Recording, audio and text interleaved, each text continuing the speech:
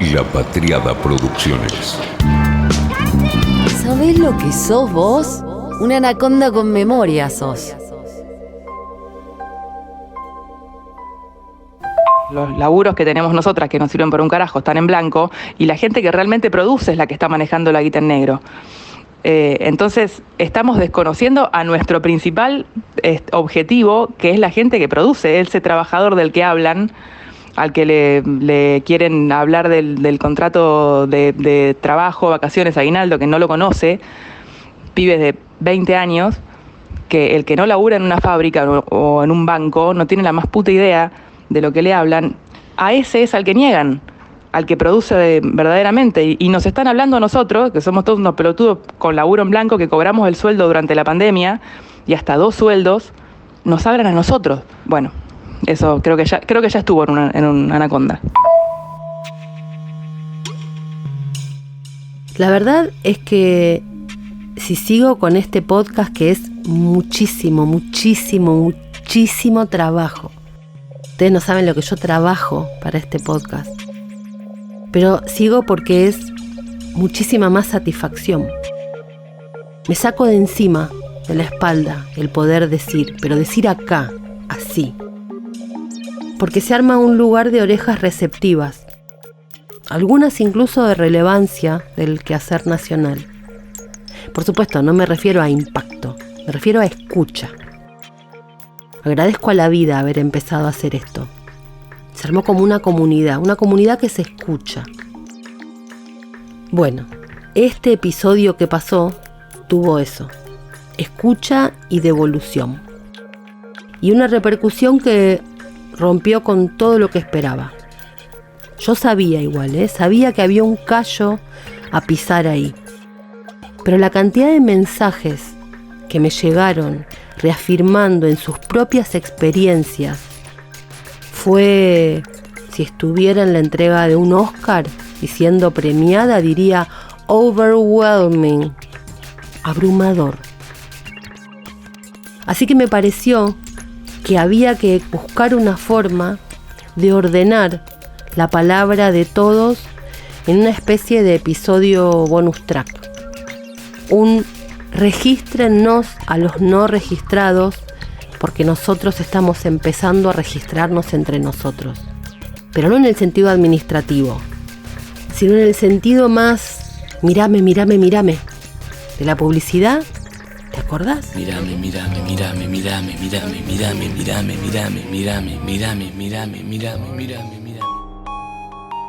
Este es el típico episodio que pienso cuando sea grande quiero hacer una anaconda en vivo. No, lo que pasó con el banco de Silicon Valley no es lo más importante, ni es lo más masivo, ni es lo que da de inmediato en nuestras vidas, ni lo más cercano, ni tiene que ver estrictamente con esto. Pero es un enorme telón de fondo, un elefante rosa que muestra cosas. Así que señalémoslo, hablemos del elefante rosa en el salón. Porque lo que pasó con ese banco tiene 2 aspectos que van al corazón, al hueso de esta época. Primero, que todo ocurrió básicamente por la inflación. Las tasas y demás es la inflación de Estados Unidos, diferente a Argentina, la inflación del planeta. Segundo, ocurre en la era y con los smartphones, los que nos ponen a un tuit de distancia del caos, esos que nos permiten ver en una aplicación el flujo de dinero. Paradójicamente, y pese a ser el nudo del acontecimiento del capitalismo de estos días, ninguna de las personas que se jacta de tener el mundo en la cabeza lo mencionaron acá. Se trata de un ejemplo de lo inédita que es esta globalización. Vamos a decirlo de nuevo. Los 90 nos fijaron imágenes y símbolos a quienes estábamos vivos, pero también a quienes vinieron después. MTV, el poder de las imágenes, y se fijó. Y cuesta salir de esos marcos teóricos. Cada vez que explican que no se explican algo de la globalización, nos construyen imágenes parecidas a aquello. Esos 90 nos fijaron en Argentina una clase media gasolera. pero no registrada aún. Y nos fijó una globalización como la era de las empresas del capitalismo poderoso, de las empresas de las caídas del muro de Berlín. OTAN, sin Unión Soviética, Clinton y Blair dominando el mundo, sin inflación en el planeta, la atomización de la guerra de los Balcanes no como lógica sino como excepción, y China no sentada aún a la mesa de los grandes. Otro tipo de crisis, otro mundo. Paradójicamente, el que construyen muchos de los referentes en sus discursos que hablan de la globalización hoy. Siguen hoy describiéndonos en público aquella globalización. No en vano no se les entiende, no porque no sean claros, sino porque no sabemos por qué hablan del pasado como si fuera presente. Esta es otra crisis, absolutamente diferente, porque es otra globalización. Los estadounidenses pueden confiar en que el sistema bancario es seguro. Sus depósitos están a salvo. Todos los estadounidenses deben sentirse seguros de que sus depósitos estarán ahí cuando los necesiten, dijo Biden. En Argentina resonó como el que depositó dólares recibirá dólares, en inglés, pero sonó más o menos así. Exagero un poco, claro. Pero Silicon Valley Bank ha sido la mayor quiebra bancaria desde la crisis de 2008, pero con smartphone, vista de movimiento, de guita en el teléfono en tiempo real. Y en el lugar, si no más poderoso, uno de los más poderosos de la Tierra, económica y culturalmente, y uno de los más llenos de humo. Normalmente se habla de Wall Street.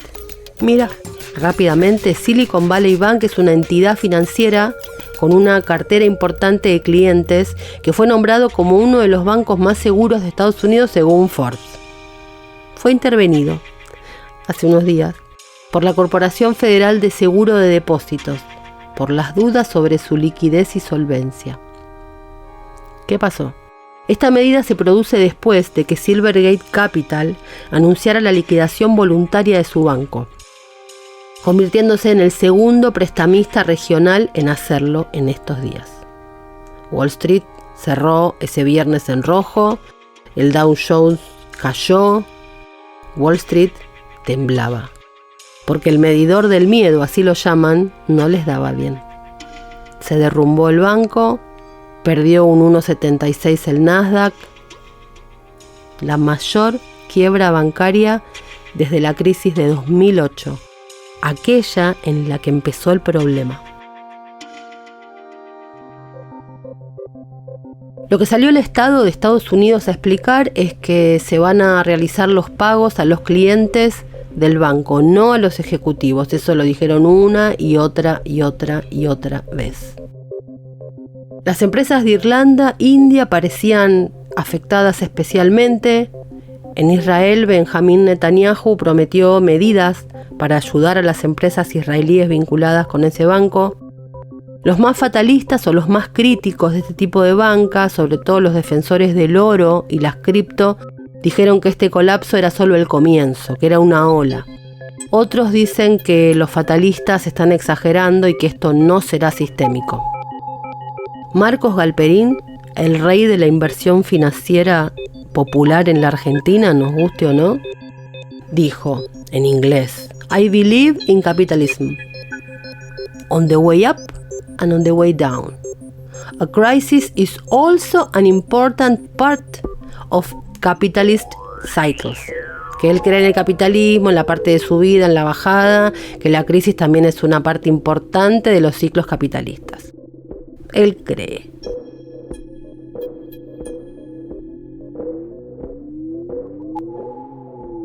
Crisis de bancos, quiebras, pero con una inflación mundial galopante y con redes sociales y smartphones que nos muestran todo en vivo y en directo. En este mundo real, pero paralelo a esos que deciden, en tanto, en ese que si lo señalás, te acusan, rarísimo, de albertista socialdemócrata o de traidora Cristina.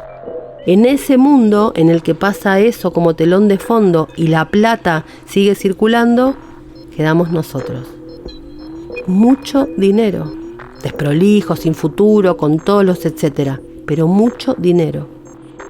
Tanto como para que cuando se hizo viral el video de Cami y el Moneda, donde dijeron que les habían robado, fuese más puesto en duda el robo que la cantidad de dinero. Yo no, porque como soy de las que trabaja en blanco, empiezo a ser una especie de minoría simbólica.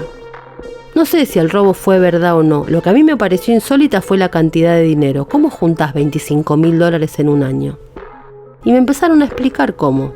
Claro, en esa economía que los bancarizados y los en blanco vemos ajena y extraña, pero que está a un poquito de dominar la escena económica y cultural, ya se definen patrones así. Me explicaron. Y sí, en esa economía, con ese tipo de trabajo, hasta es posible juntar ese dinero.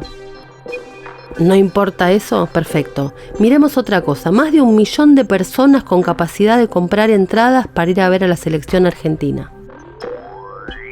Lo de la remera de Adidas es casi un mito urbano. No va a venir, no va a existir. Pero habilitó de modo oficial, paradójicamente, a las otras remeras que la parte oficial no hizo.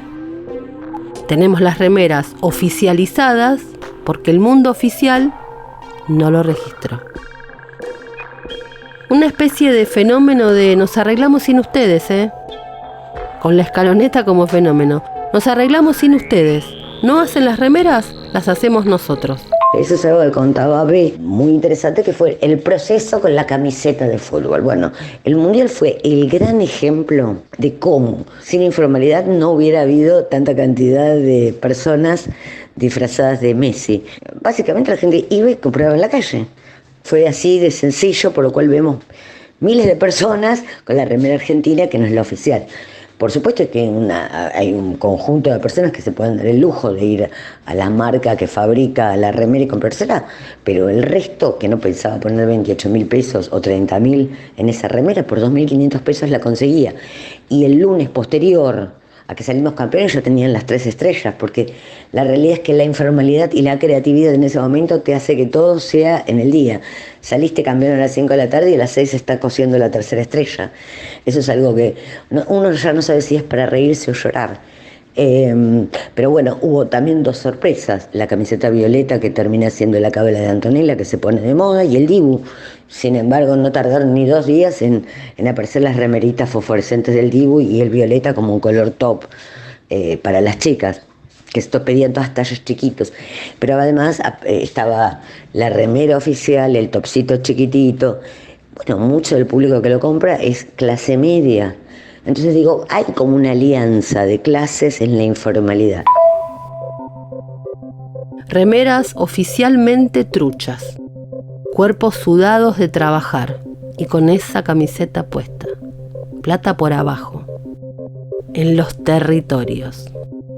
Hace un tiempo ya, unos cuantos años, cuando quería poder explicar por qué le estaba dando tanta pelota al mundo digital, me decían, pero Mariana, el tema son los medios. Yo decía, no, hay un universo nuevo, hay un territorio nuevo. A propósito puse la palabra.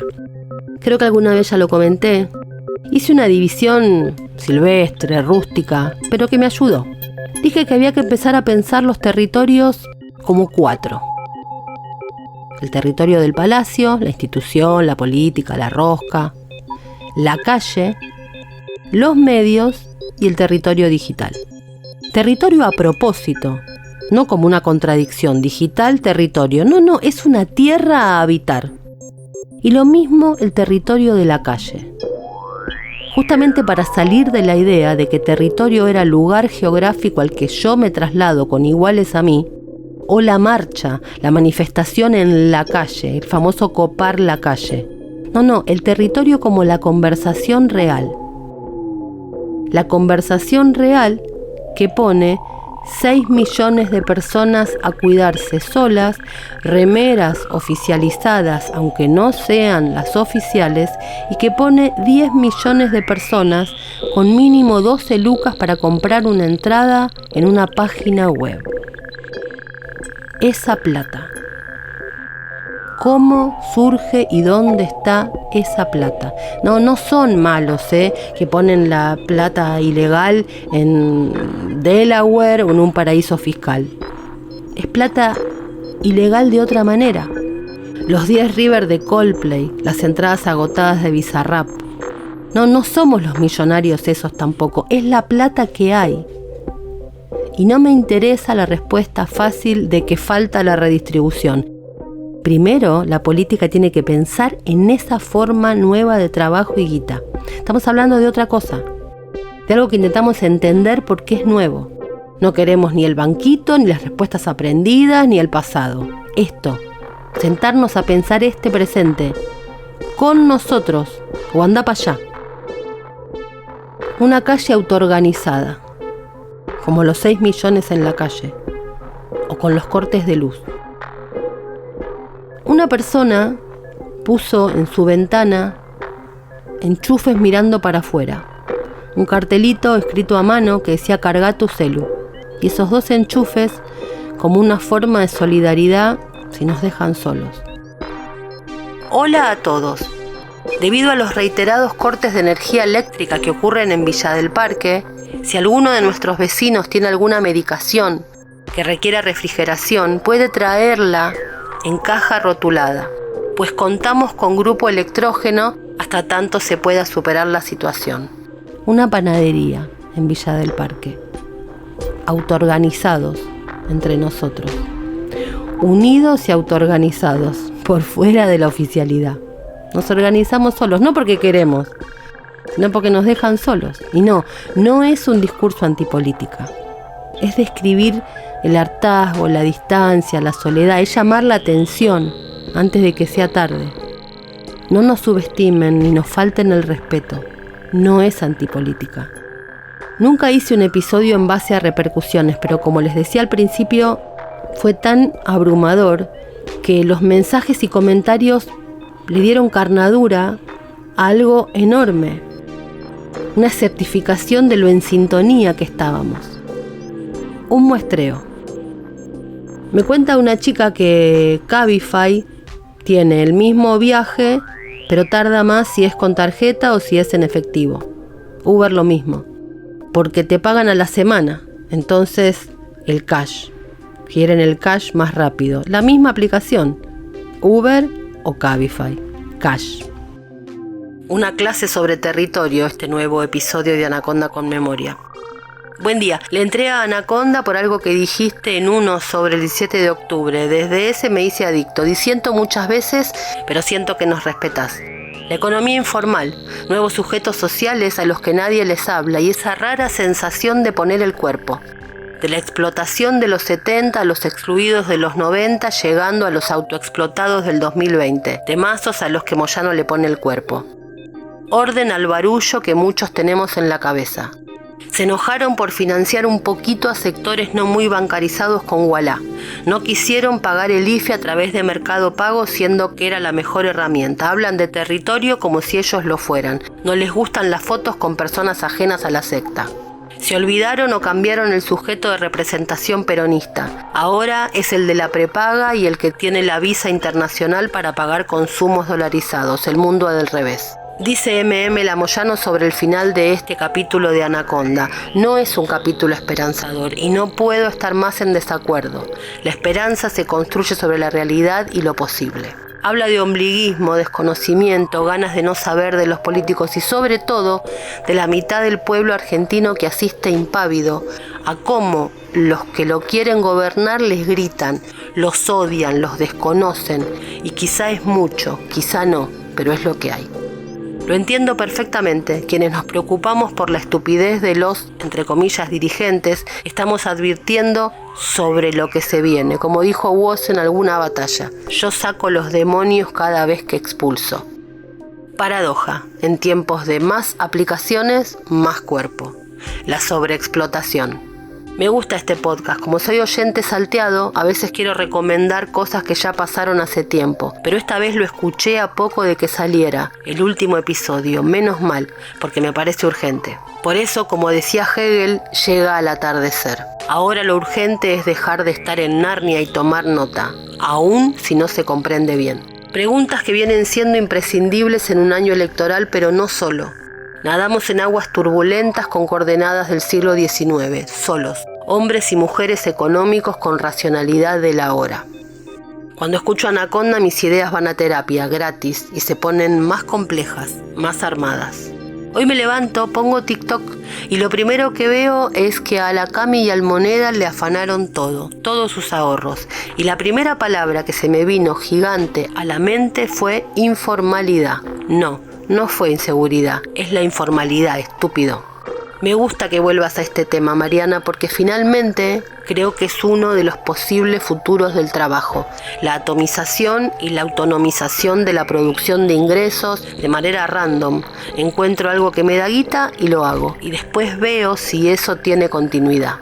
O si tiene algún impacto positivo o negativo en el mundo, qué voy a hacer si tengo un accidente o no puedo trabajar más o se termina esto. Sin organizaciones que pongan en contacto, respalden, ayuden, consigan garantías como siguen siendo los sindicatos. Pero además se desfinancia al Estado, si el Estado no los va a buscar de alguna forma. Quizá el único impuesto que paguen sea finalmente el IVA. Y el equivalente al ABL en su zona, quizá alguna multa o patente, no lo sé, pero el Estado no puede financiarse solo con eso, porque además son impuestos regresivos.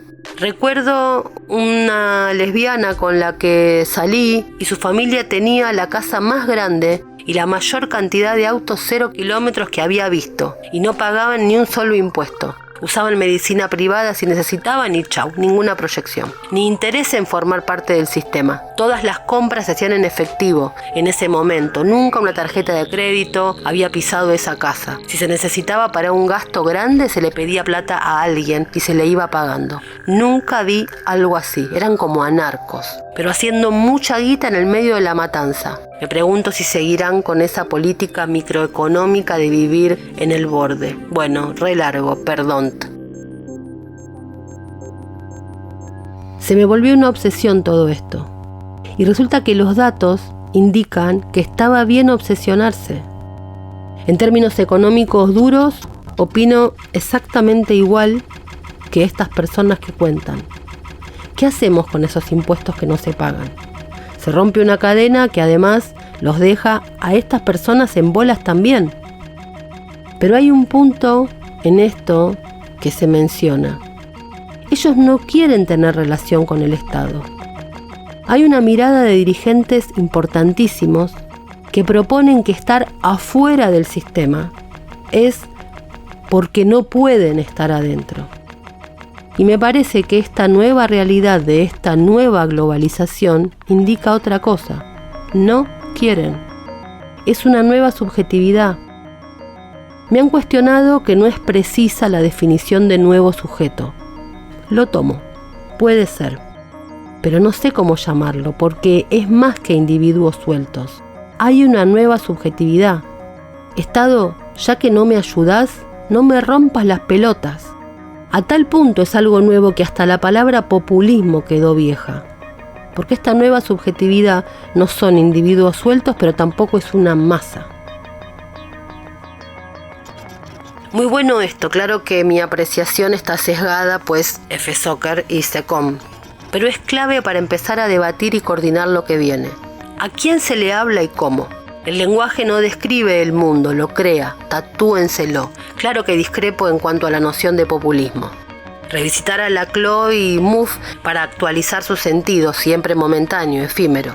Repensarlo o actualizarlo, valga la analogía con la época, a la luz de las redes sociales. Si se logra hegemonizar su sentido, nos ahorramos problemas y surgirán soluciones, no tengo dudas. A favor de todo lo que planteas en cuanto a quienes son los no registrados, enojarse y aleccionarlos nunca dio resultado.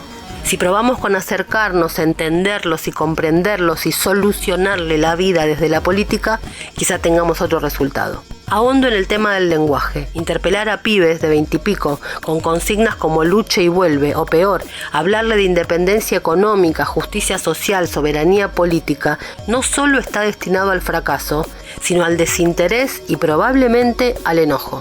Ni que hablar si seguís insistiendo con trabajadores, donde la elitización del término ya genera división. La mitad de la población económicamente activa es informal y hay muy pocas chances de que un trabajador rural se sienta identificado de la misma manera que un back-end developer.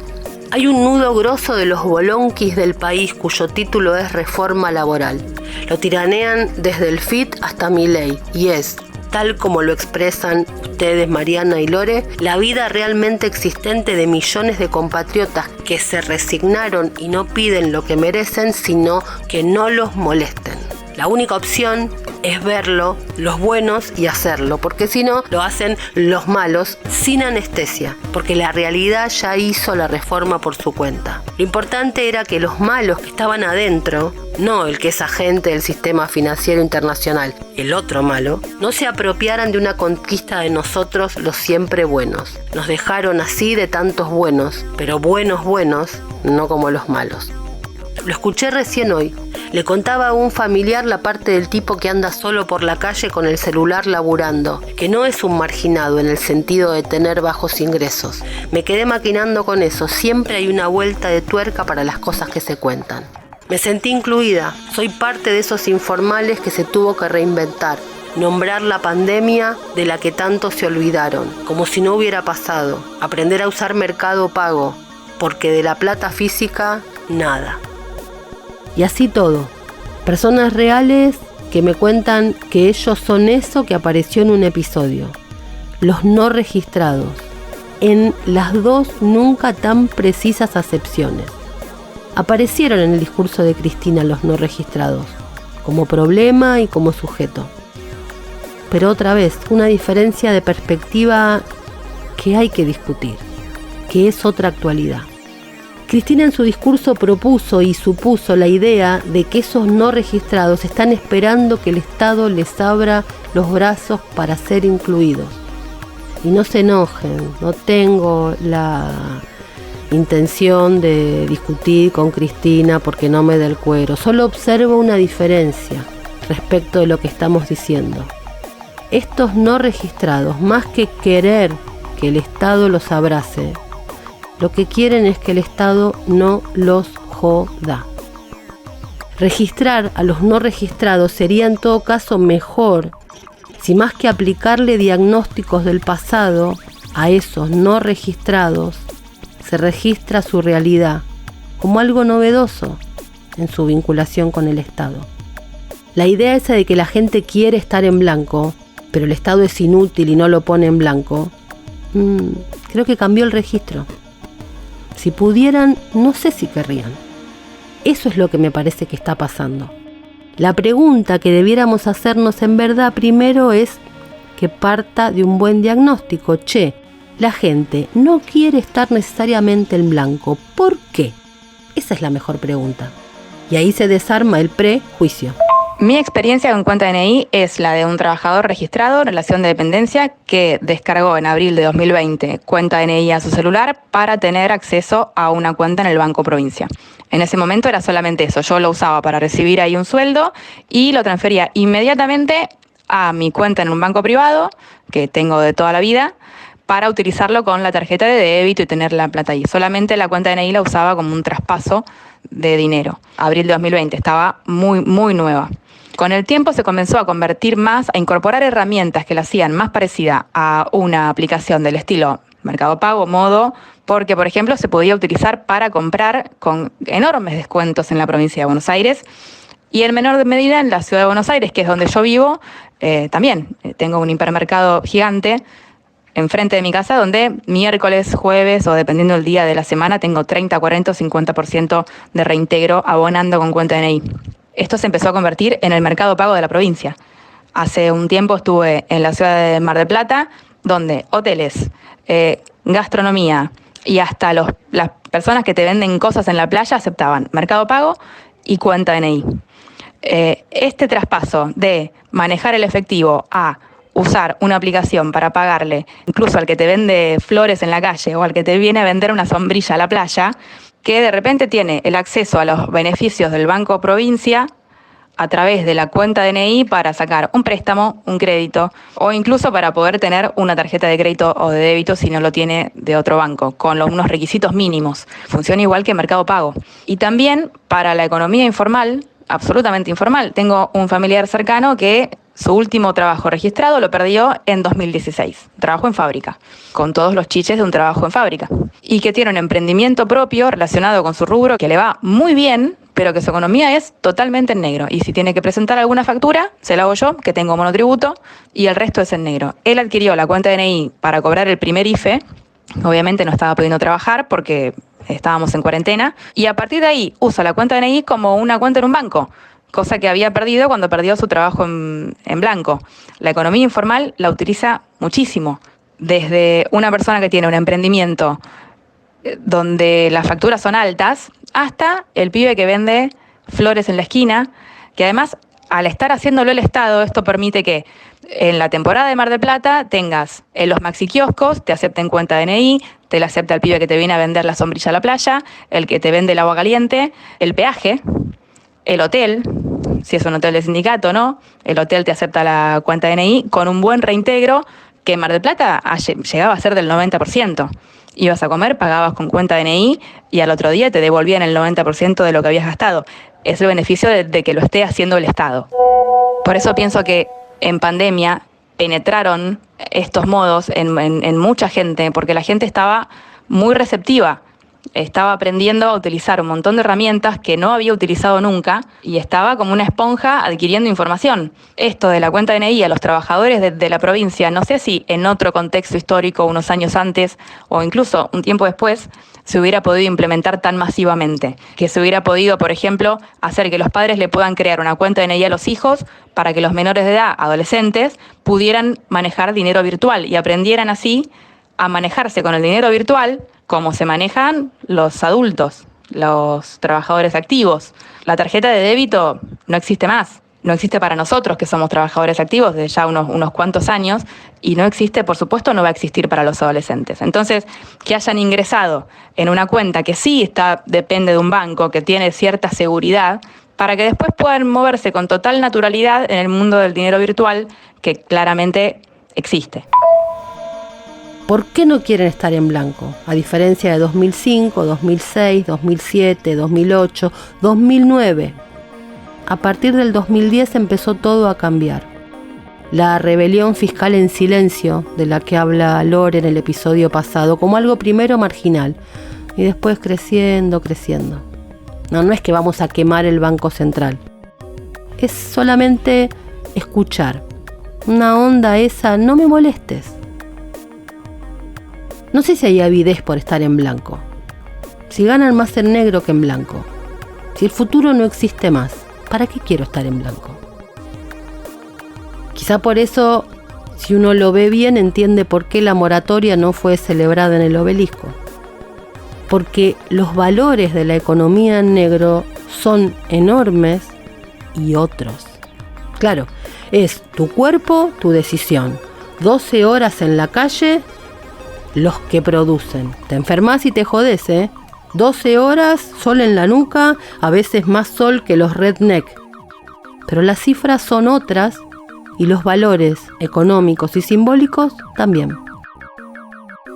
Y no es la gente que evade y pone la plata en los paraísos fiscales. Nuevamente, ese diagnóstico era para algunos poquitos, los poderosos en 2009. Los no registrados son otros. Ya eso no corre más. Porque es tu propio voto el que está en esa economía. Háblale. Si hace 20 años que es difícil conseguir un laburo en blanco, ¿por qué creen que la gente se iba a quedar esperando que le llegara el momento? Incluso en las mejores épocas, que es cuando más guita se levantó, también había muchísima guita en negro. Digo, tengo amigos que tienen emprendimientos de accesorios, que obviamente con Cristina levantaron buena guita, pero siempre fue en negro. Porque además, si quieren poner en blanco ese tipo de cosas, es cierto que se los morfan no solo los impuestos, la burocracia. Para venderle 10 pulseritas a la provincia de Córdoba, tenés que hacer 6 meses de trámite. Y la gente no se queda más esperando. Está medio prohibido decirlo en los medios de comunicación, ponele, pero incluso en las redes te cagan a puteadas si vos decís que hay gente que labura y que está haciendo plata con su trabajo. Porque también parece que fuera un pecado, ¿viste? Es como cuando se había puesto de moda que todo era de cheto. De repente era de cheto tener, no sé, techo, darle leche a los pibes, ¿viste? Comprar yogur, no sé. Es como que hay algo de que, bueno, mirá, la estamos pasando todos como el orto y el que diga que no todo el mundo la está pasando como el orto, lo linchamos. Porque hay como una convención social de que todos la estamos pasando como el orto. Obvio que hay gente que la está pasando como el orto y obvio que la economía está rarísima y extraña y que hay un montón de gente que tiene 2 laburos en blanco y no llega a fin de mes. Porque conozco pareja con 2 pibes que los 2 laburan con buenos trabajos y no están pudiendo. Pero esta otra realidad que vos ves ahí en la feria de gente que laburó todo el año y se está yendo de vacaciones, parece que fuera pecado decirlo. Y es que, obviamente no son ñoquis, es gente que está laburando encima con el cuerpo y con un laburo que requiere además haber aprendido a hacer algo con todo lo que eso implica. Pero hay medio como un linchamiento al que se atreva a decir que hay gente que con su trabajo está pudiendo vivir. Yo tengo amigos que los 2 laburan por su cuenta. Él es arquitecto y ella es mi amiga, la que tiene el emprendimiento de accesorios hace muchísimos años. Se compraron un departamento el año pasado, en Morón. Departamento divino, en una torre espectacular, en Morón, pues ellos viven ahí, pero esas cosas no se dicen. Está como medio prohibido. Es como dice Lucha, una crisis rara. Crisis oximorónica, le dijimos en un episodio cuando tímidamente nos animábamos a decir eso. Y pasa algo rarísimo, ¿no? Uno describe que en la calle hay mucha guita y otros se ofenden, como si estuviéramos traicionando a alguien al decir eso. Tal vez por eso también llegamos así hasta acá. Y esto viene de largo. La situación de generación de dinero informal viene desde el principio del segundo gobierno de Cristina. No se lo quiso abordar, porque no se lo vio o porque no se quiso. La sintonía fina que no se pudo hacer, empezó este bodoque. La democracia, bien, gracias. Que los argentinos voten lo que quieran, pero la economía del país la decide el FMI. Lanzaron el comunicado. Que los argentinos y las argentinas voten lo que quieran, pero la economía del país la decide el Fondo Monetario Internacional. La democracia, bien, gracias. Cuentan con el partido judicial, con los grandes medios de comunicación y con la cobardía de una parte de la dirigencia argentina que genera las condiciones para que la desobediencia al poder real se pague cara. Quieren suprimir al peronismo en la democracia. Mañeto y Rosati. Una mezcolanza, ¿no? Como me hizo acordar a los panfletos del PTS de la facultad. Un comunicado bastante desde Narnia. ¿Será que rompen y se van? ¿Renuncian? La provincia de Buenos Aires, bueno, lo cagaron a pedos al gobernador. Hace ya un tiempo que hay una pregunta que da vueltas. Ok, esto no. ¿Qué? Esto que se hizo no. Ok, ¿qué? De hecho lo pregunto en los intercambios. Supongamos que hay que hacer que una persona, un nombre, apellido, vuele por el aire. Eso no. Entonces, ¿qué? ¿Qué es lo que hay que hacer? ¿Qué es lo que había que hacer? ¿Cómo qué país? ¿Qué experiencia?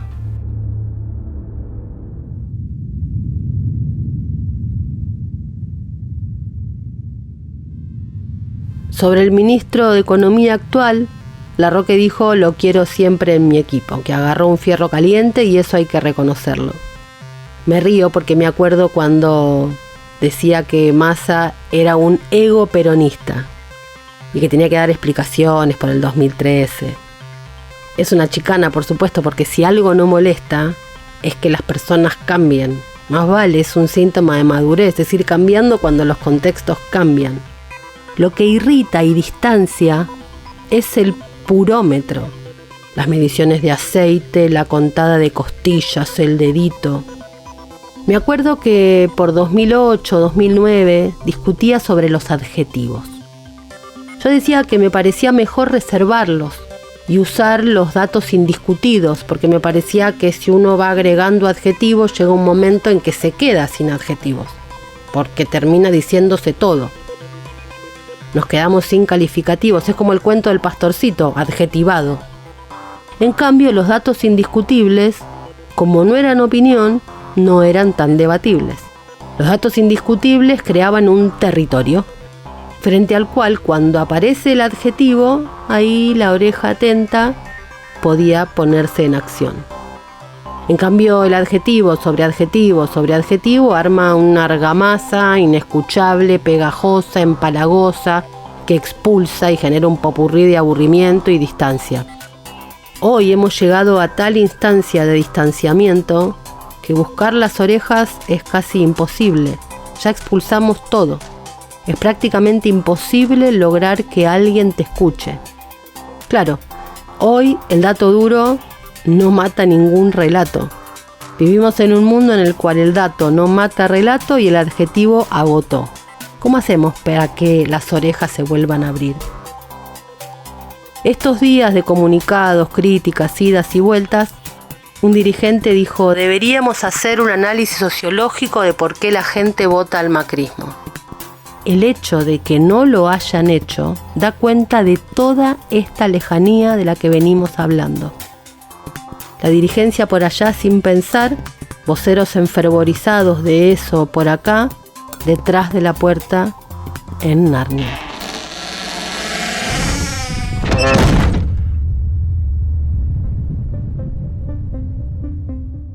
Pero no todo es desesperanza. El jueves me puse a saltar como una loca. Escucha. Bueno, y acá voy a leer. Un centro de estudios reclamó saltar la grieta y debatir un plan fiscal e impositivo de largo plazo. La incertidumbre política dentro del Frente de Todos permitió que sectores del peronismo comenzaran a conformar espacios técnicos para poner en la cancha premisas de unidad, a donde confluyan los proyectos de una propuesta electoral futura. En un terreno que suele ser incómodo para el oficialismo, un think tank de exfuncionarios económicos reclamó poner en marcha una reforma tributaria que busque dar respuesta a la informalidad laboral y tributaria y a la falta de inclusión financiera de los sectores populares. Salté, por todas partes aplaudí, mandé mensajes. También hay un análisis de los desafíos y oportunidades que presentan las nuevas tecnologías de pago para promover una mayor formalidad. En el caso de la economía digital, esta necesidad de actualización es clara, ya que la prestación de servicios y la venta de bienes utilizando herramientas tecnológicas nuevas son las nuevas realidades. ¿Nos escucharon? Registraron la situación de los no registrados, amén por eso. Y más, o sobre todo, porque ya podemos hablar de la Anaconda Community como influencers, ¿no? Lo comenté con algunos funcionarios y exfuncionarios y me dicen, bueno, vamos a tener que terminar armando la agrupación La Anaconda. Por supuesto que le respondí. Deberían, le respondí.